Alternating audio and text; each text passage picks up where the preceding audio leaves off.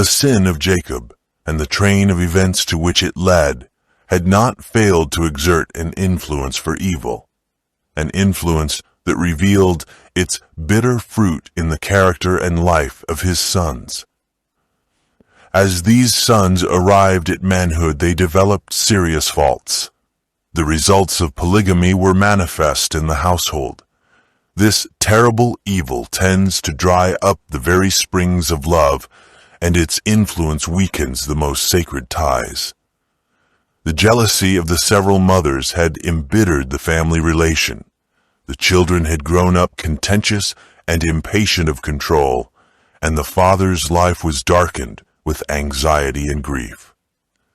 There was one, however, of a widely different character, the elder son of Rachel, Joseph, whose rare personal beauty seemed but to reflect an inward beauty of mind and heart. Pure, active, and joyous, the lad gave evidence also of moral earnestness and firmness. He listened to his father's instructions and loved to obey God. The qualities that afterward distinguished him in Egypt, gentleness, fidelity, and truthfulness, were already manifest in his daily life. His mother being dead, his affections clung the more closely to the father, and Jacob's heart was bound up in this child of his old age. He loved Joseph more than all his children.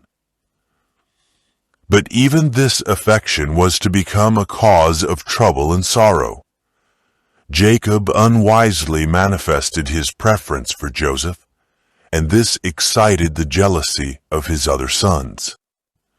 As Joseph witnessed the evil conduct of his brothers, he was greatly troubled. He ventured gently to remonstrate with them, but only aroused still further their hatred and resentment.